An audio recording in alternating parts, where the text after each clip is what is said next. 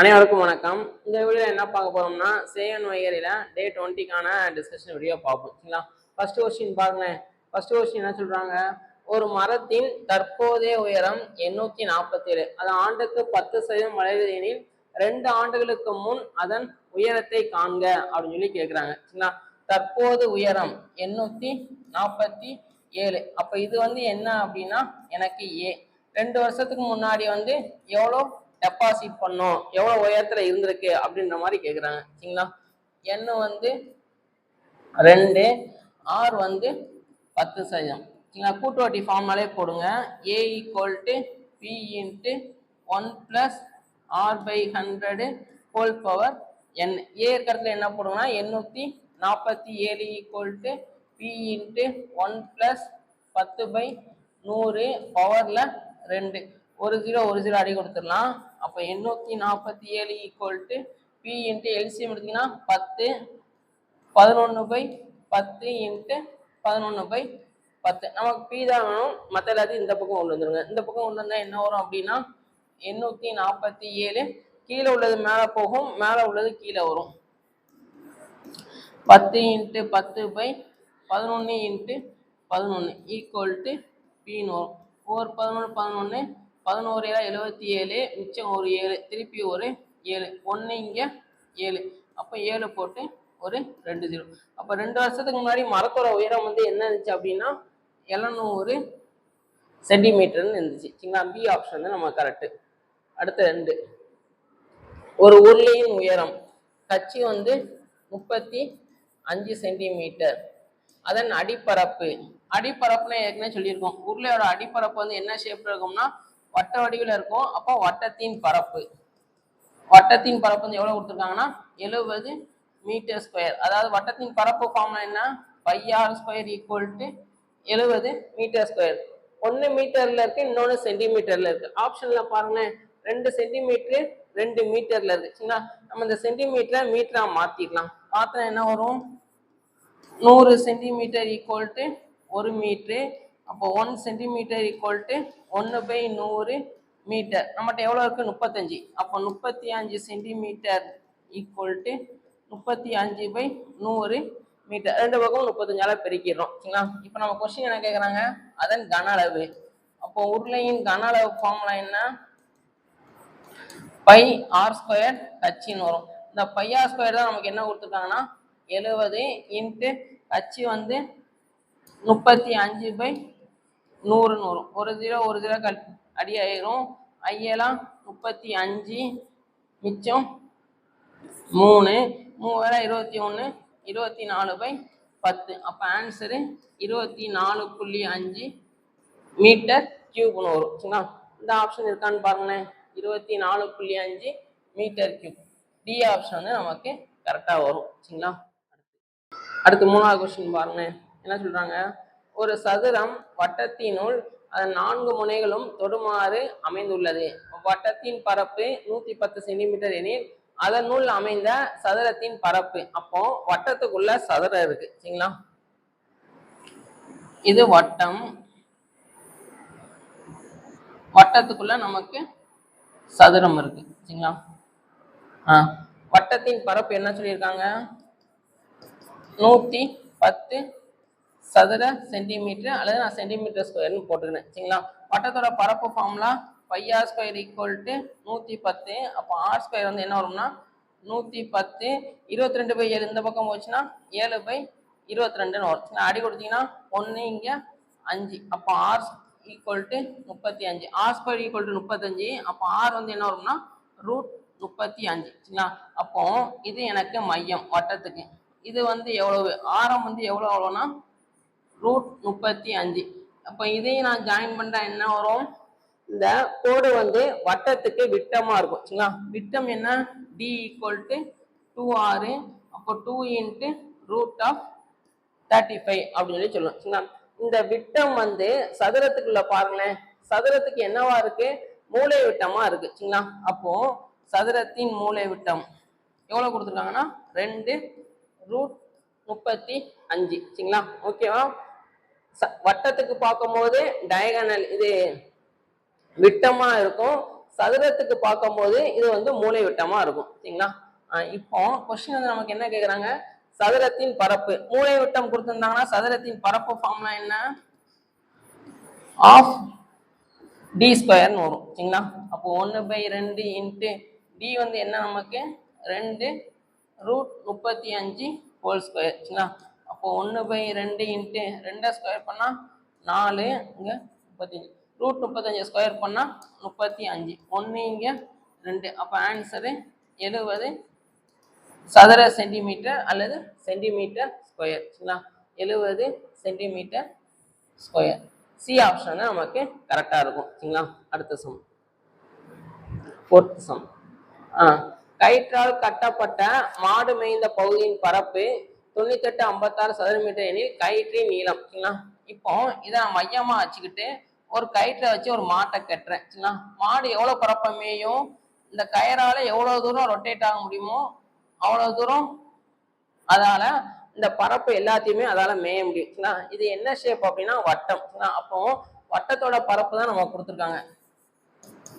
வட்டத்தின் பரப்பு வந்து என்ன அப்படின்னா 9856. கயிற்றின் நீளம் இதான் நமக்கு கயிறு, இதோட நீளம் என்னன்னு கேக்குறாங்க. அப்போ இது வந்து வட்டத்தோட ஆரம் சரிங்களா. ஆர் வந்து என்ன அப்படின்னு கேக்குறாங்க. வட்டத்தின் பரப்பு ஃபார்முலா என்ன, pi r square equal to 9856. அப்போ r square equal to 9856 into 22/7 இந்த பக்கம் வந்துச்சுன்னா 7/22, 11 22, இங்க 42 8 1 9 18 2 4 மிச்சம் 1 8 16 வரும். அடுத்து 11 அடி விடுங்க, 1 இங்க 11 44 மிச்சம் 5 சரிங்களா. திருப்பி 11 44 8 18 88. அப்போ r square equal to 448 into 7 சரிங்களா. இப்போ கொஸ்டின்ல எதுலையுமே ஸ்கொயர் ரூட் இல்லை சரிங்களா. அப்போ இங்க ஒரு 7 இருக்கா, அப்ப இந்த 448க்குள்ளேயும் ஒரு 7 இருக்கும். அப்பனா தான் ஸ்கொயர் ரூட் எடுக்கும் போது இந்த 2 7ல இருந்து ஒரு 7 வெளியே வரும். இதை 7ஆல டிவைட் பண்ணுங்களேன், டிவைட் பண்ண என்ன வரும், 6 7 42 மிச்சம் 2 28 அப்படின்னா 4 7 28, இங்க ஒரு 7 போட்டுக்கோங்க. இது ரெண்டையும் பெருக்கும் போது எனக்கு இந்த 448 வரும். அது போக நம்மகிட்ட இருக்கிற ஆல்ரெடி ஒரு 7. இப்போ இதுக்கு ஸ்கொயர் ரூட் எடுங்க. ஸ்கொயர் ரூட் எடுத்தா என்ன வரும், 64 இன்ட்டு 7 இன்ட்டு 7, 64 வெளியில் எடுத்தா என்ன வரும்னா 8, இந்த 2 7ல இருந்து ஒரு 7, அப்ப ஆன்சரு 56 சதுர மீட்டரு. அப்போ 56 மீட்டர். 56 மீட்டர் வந்து டி ஆப்ஷன் வந்து நமக்கு கரெக்டா இருக்கும் சரிங்களா. அடுத்து 5வது சம். ஏ என்பவர் பி ஐ போல் 2 மடங்கு வேலை செய்வார். இந்த மாடல் சம் நமக்கு இம்பார்ட்டன்ட் சரிங்களா. ஏ பி சரிங்களா. இதுல யார் திறமசாலி, ஏ என்பவர் பி ஐ போல் 2 மடங்கு, பியை விட ஏ வந்து திறமசாலி. ஏக்கு 1 மடங்கு திறமை இருந்துச்சுன்னா பிக்கு 2 மடங்கு திறமை உள்ளவங்க சரிங்களா. மேலும் அவர்கள் இருவரும் இணைந்து ஒரு வேலையை 24 நாட்களில் முடிப்பார்கள். 2 பேரும் சேர்ந்து 24 எனில் ஏ மட்டும் தனியா எத்தனை நாள் அப்படின்னு கேக்குறாங்க சரிங்களா. மடங்கு நாட்கள். ஃபர்ஸ்ட் எத்தனை பேர் வேலை பார்க்குறாங்க, 2 பேரும். அப்போ எவ்வளோ மடங்கு, 2ம் சேர்த்து 3 மடங்கு அப்படின்னா 24. கொஸ்டின் வந்து ஏ மட்டும், அப்போ 2 மடங்குனா எத்தனை நாள். மடங்கு குறைஞ்சிச்சுன்னா நாள் வந்து நமக்கு அதிகமாகும். அப்போ இது வந்து எதிர்மாறல். எதிர்மாறலா இருந்தா என்ன பண்ணுவோம், தெரிஞ்ச பக்கத்தை அப்படியே போட்டுவிடும். 3/2 இன்ட்டு 24, 1 இங்க 12, 12 3 36 சரிங்களா. அப்போ ஏ மட்டும் தனியா ஒரு 34 நாள்ல 36 நாள்ல வேலையை முடிப்பாங்க சரிங்களா. அடுத்த சம், 6வது சம். ஒரு தொலைக்காட்சி வாங்கிய விலையிலிருந்து ஒவ்வொரு வருடமும் 10% குறைகிறது. அப்ப நம்ம ஃபார்முலா என்ன வரும்னா A equal to P into 1 - r/100 whole power n சரிங்களா. பிளஸ் போடக்கூடாது, மைனஸ் போடணும், ஏன்னா குறையுது அப்படின்னு. தொலைக்காட்சியின் தற்போதைய மதிப்பு 83,835 3 ஆண்டுகளுக்கு முன்பு வாங்கிய விலை. அப்ப தற்போதுனா அசல் கொடுத்துருக்காங்க, இது ஏ கொடுத்துருக்காங்க சரிங்களா. நம்ம இதுக்கு முன்னாடி எவ்வளவு இருந்துச்சு அப்படின்னு கண்டுபிடிக்கணும் சரிங்களா. அந்த சப்ஸ்டிட் பண்ணுங்களேன். 83,835 பி தான் நம்ம கண்டுபிடிக்கணும். 1 - 10/100 இன்ட்டு 3 சரிங்களா. n 3 6 10 அடி கொடுத்தா இது அடி ஆயிரும். 83,835 ஈக்குவல் டு பி இன்ட்டு எல்சியம் எடுத்தா 10 10 மைனஸ் 1 9/10 இன்ட்டு 9/10 இன்ட்டு 9/10 நம்ம பி தான் வேணும், மற்ற எல்லாத்தையும் இந்த பக்கம் கொண்டு வந்தாங்க. அப்போ 83,835 into 10 into 10 into 10/9 into 9 into 9 equal to பின்னு வரும். சரிங்களா? இப்போ அடி கொடுங்களேன். இங்கே 1 9 81 மிச்சம் 2. சரிங்களா? 9 27 மிச்சம் ஒரு 1 ஒரு 9 9 மிச்சம் ஒரு 45னா 9 45. சரிங்களா? அடுத்து ஒரு 9 9 இங்கே 9 90 மிச்சம் ஒரு 3. சரிங்களா? 9 27 மிச்சம் ஒரு 4 45 அப்படின்னா 9 45. அடுத்து ஒரு 9 9 இங்கே ஒரு 9 9 மிச்சம் 1 13 ஒரு 9 9 மிச்சம் ஒரு 4 5. சரிங்களா? 115 ஒரு 3 0. அப்போ 1,15,000. சி ஆப்ஷன் வந்து நமக்கு கரெக்டாக வரும். சரிங்களா? அடுத்து 7வது ஆப்ஷன். ஒரு தேர்வை 900 மாணவர்களும் 600 மாணவிகளும் எழுதினார்கள். சரிங்களா? எக்ஸாம் ஒன்று இருக்கு. அந்த எக்ஸாமை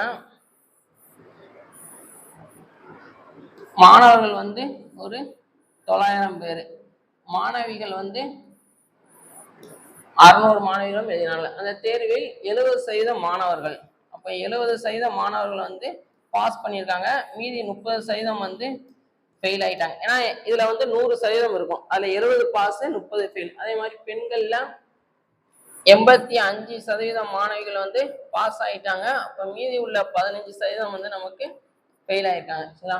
எனில் தேர்ச்சி பெறாத மாணவ மாணவிகளின் சதவீதம். சரிங்களா? ஃபெயிலான மாணவ மாணவிகளின் சதவீதம் என்ன? சரிங்களா? இப்போ மொத்தமா எத்தனை பேர் ஃபெயிலு அப்படின்னு சொல்லி பார்க்கணும். இதுல 30%, அப்போ எவ்வளவு வருதுன்னு பாருங்க. 30/100 இன்ட்டு 900. 2 0க்கு 2 0, 9 27 270. இங்க 15/100 இன்ட்டு 600. இது கேன்சல் 15 90. அப்போ மொத்தம் எவ்வளவு பேர் ஃபெயில் ஆயிருக்காங்க அப்படின்னா 360. டோட்டலா எவ்வளவு பேர் டெஸ்ட் எழுதியிருக்காங்க? 900 + 600னா 1500 இன்ட்டு 100 2 0 2 0 ஒரு 15 15 இங்க 15 30 மிச்சம் ஒரு 60னா 15 60. அப்போ ஆன்சர் வந்து 24%. ஏ ஆப்ஷன் வந்து நமக்கு கரெக்டா இருக்கும். அடுத்து 8வது கொஸ்டின். ராமு என்பவர் தமிழ் பாடத்தில் தமிழ்ல எவ்வளவு வாங்கியிருக்காங்கன்னா 40 மார்க் வாங்கியிருக்காங்க.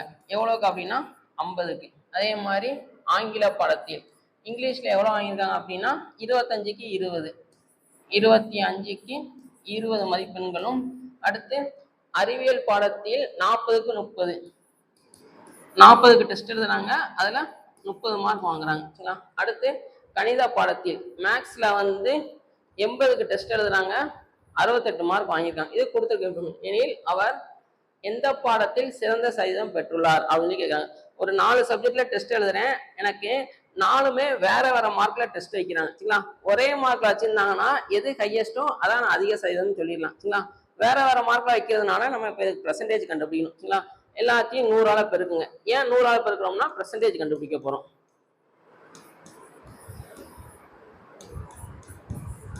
அடி கொடுத்தா இதுதான் அடி ஆயிரும்.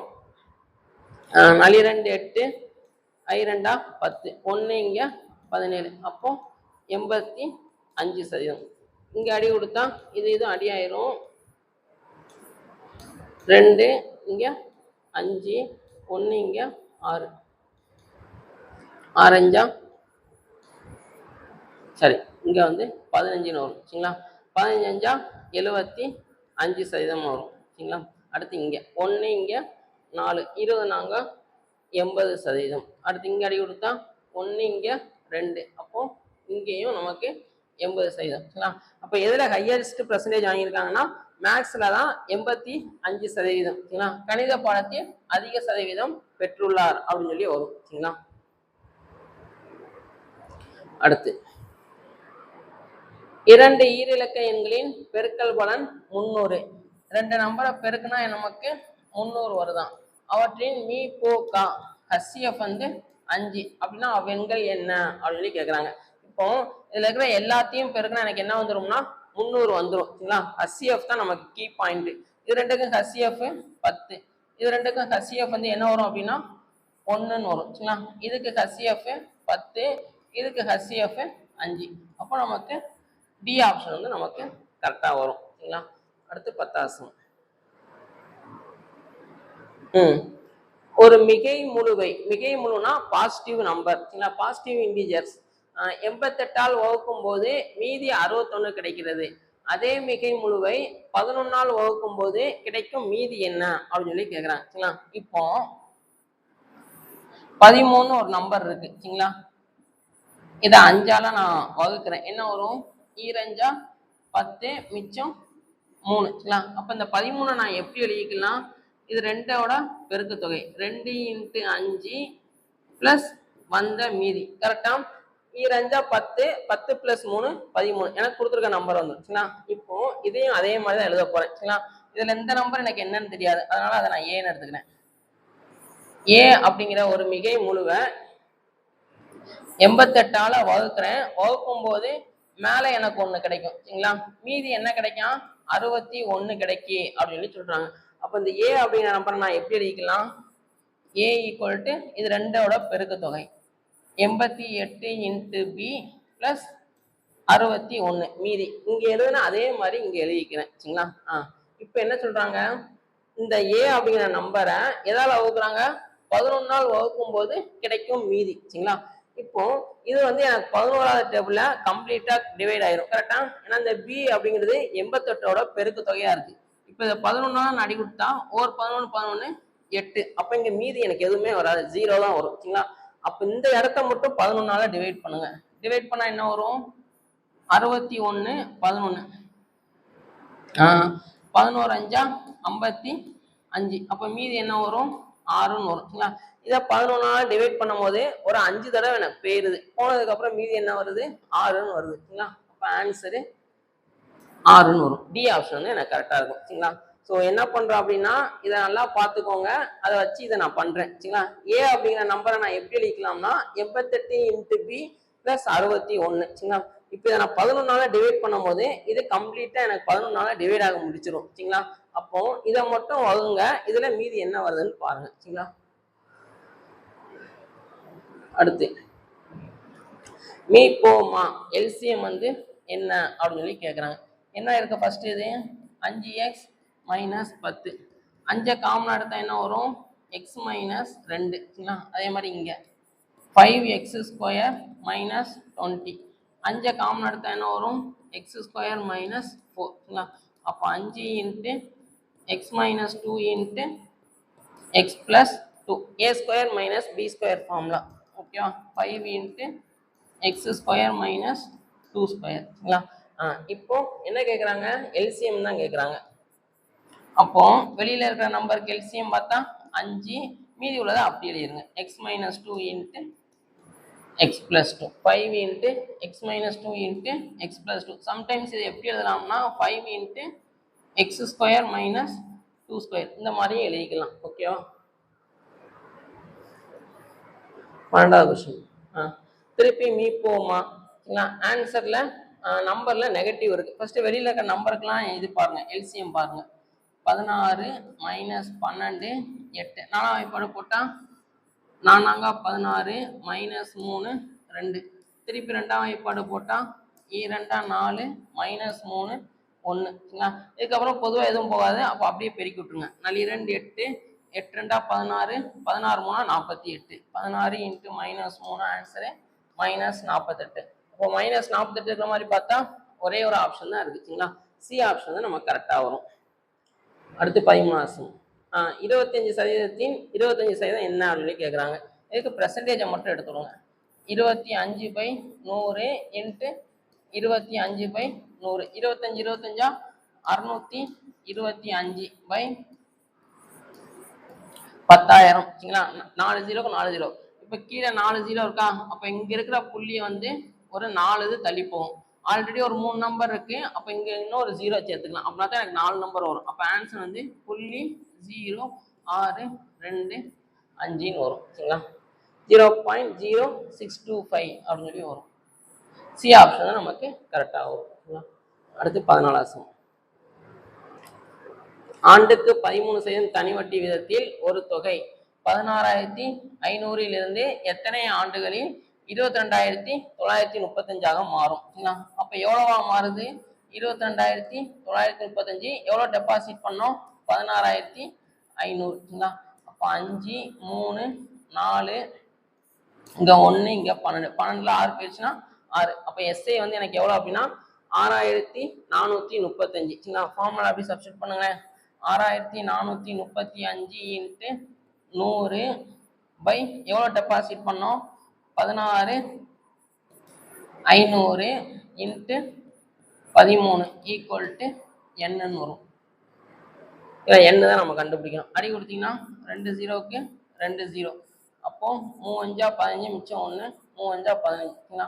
4 5 5 மிச்சம் 1, 2 5 10 மிச்சம் 4, 8 5 40 மிச்சம் 3, 7 5 35. அடுத்து 11 3 33. இங்க 4 3 12, 2 3 6 மிச்சம் 1, 9 3 20 மிச்சம் 2, 9 3 27. சரிங்களா? அடுத்து அடி கொடுத்தீங்கன்னா 4 13 13. இங்க 3 13 39 மிச்சம் ஒரு 3, திருப்பி ஒரு 3, 1 இங்க 3. அப்ப என்ன வந்து என்ன வரும்னா 3ன்னு வரும். சரிங்களா? 3 ஆண்டுகள் அப்படின்னு சொல்லி வரும். ஓகே. அடுத்து கடைசி சம்.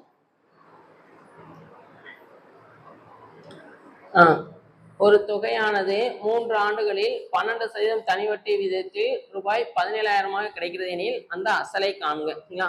அசல் எவ்வளவு இருக்கும்னா 100% இருக்கும். இப்போ 3 ஆண்டுகள்ல 12% தனி வட்டி. அப்போ 36% வந்து எனக்கு எக்ஸ்ட்ரா அமௌண்ட் கிடைக்கும்.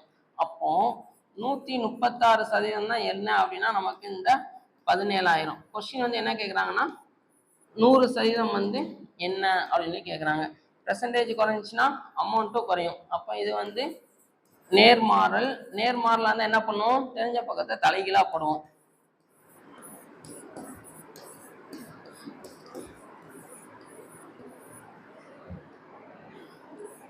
நாலாம் வாய்ப்பு அடி கொடுங்க. 3 நாங்க 12 மிச்சம் 1, 4 16. இங்க 4 16 மிச்சம் 1, 2 8 மிச்சம் 2, 5 20 0. சரிங்களா? அடுத்து 17 2 34. இங்க 2 1 2 5. அடுத்து ஒரு 17 17. இங்க 1 மிச்சம் ஒரு 4. சரிங்களா? 34. 17 34 மிச்சம் 8 85. 17 5 85. அப்போ 125 ஒரு 2 0. 12,500 வரும். ஏ ஆப்ஷன் வந்து நமக்கு கரெக்டாக இருக்கும். ஸோ இன்னைக்கான 15 கொஸ்டின்ஸ் பார்த்தோம். இதில் இந்த ஒரு சம் கேட்டிருந்தோம். இந்த மரம் சம் இதெல்லாம் கொஞ்சம் நல்லா பார்த்துக்கோங்க. சரிங்களா? மரம் சம்மு, இந்த அளவியல் சம்மு இதெல்லாம் கொஞ்சம் நமக்கு ரிப்பீட்டடாக கேட்டிருக்காங்க. இந்த கயிற்றால் கட்டப்பட்ட சம், இந்த சம்லாம் நம்ம கொஞ்சம் ரிப்பீட்டடாக கேட்டிருக்காங்க. சரிங்களா? நாளைக்கு அடுத்த 15 கொஸ்டின்ஸ் பார்க்கலாம். தேங்க்யூ.